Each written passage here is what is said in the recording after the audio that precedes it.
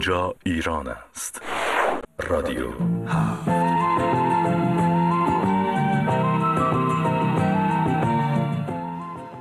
سلام. در این شب‌های تابستان و در این روزهای سوزان در بیت مقام عظمای ولایت چه میگذره؟ به استودیوی شماره 10 میریم با استاد فروتن با متنی به نام راه حلی برای وضعیت عظما.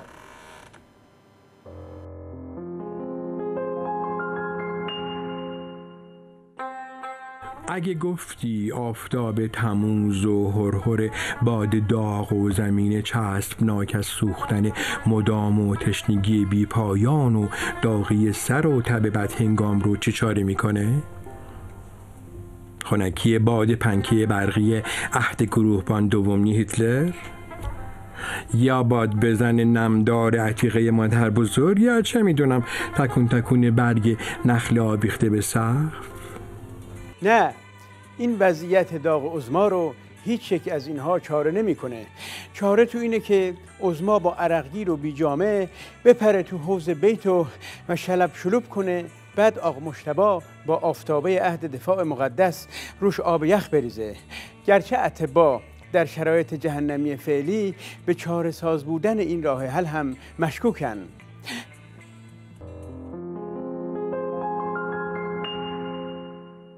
در جستجوی راه حل برای شرایط فعلی مقام عظما سراغ آشپز بیت ولایت رفتیم. آقای آشپز باشین، مقام عظما چیا میخوره معمولا؟ ایشون عادت داره همه چیز میخوره، از دوچرخه تا تلویزیون. چی؟ این معده است یا گونی برزنتی؟ همه چیزو میتونه بخوره. یعنی اولا که معده‌ش رو آنالیز کردن، دیدن که معده‌اش و روده‌اش 2 لایه داره. یعنی خیلی ضخیم‌تر از معده بود و آنزیم هایی در بدنش داره که میتونه فلز و چوب رو به راحتی هضم بکنه. و بعضی از این خوردن‌ها کلی طول میکشه. مثلا 2 سال طول کشید تا یک هواپیما رو خورد. حالا اون که هواپیما بوده 2 سال طول کشیده، عراق و 30 سال داره میخوره که هنوزم کامل هضمش نکرده. تازه یه سری چیزا هم خورده که رودل کرده داره بالا میاره، مثل سوریه. گفتم سوریه‌ای که این روزها غم از دست دادنش دل عظما رو بد جوری سوزونده و به این فکر میکنه که از فردا بدون سوریه چجوری راه به استودیوی 8 میریم و مرثیه‌ای میشنویم به نام دلواپسی عظما از غم سوریه. من عادتم شده تنها بدون تو، هر روز را برم تو این پیاده رو،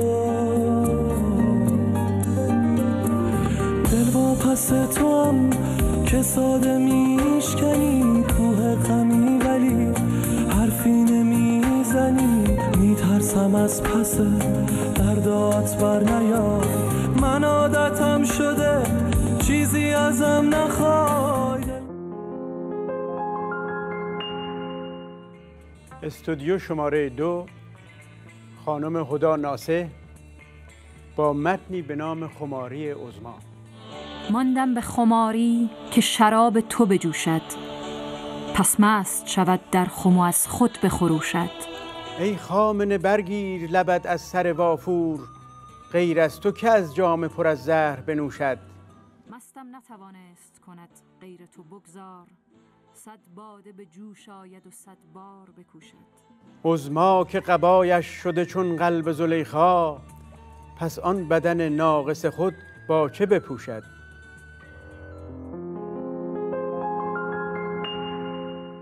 بریم سراغ پیامک‌های شما که برای ما از آدم‌های عجیب نوشتید. یک دوست عجیب دارم به اسم ارسلان. نوع فکر و کار و زندگیش برام عجیبه. اینکه از هیچی تقریباً به همه چیز رسید.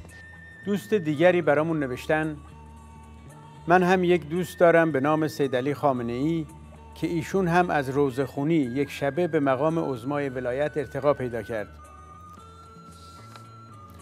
آقای قاسم سین نوشتن من دوست عجیبی دارم که از همه چیز به هیچی رسید، یعنی درست عکس قبلی. اولش مفت ریاست مملکت رو از باباش به ارث برد، اما حالا هر چی خورده دارن از دماغش میکشن بیرون. اول اسمش بشاره، آخر اسمش اسده. یه ترانه هم داده براش خوندن که شرح حالشه. از این فکرای آشفته، از این حالی که من دارم، از این لبخند مصنوعی که میسوزونه بیزارم، از این که له بشم هر روز با این حرفای تکرار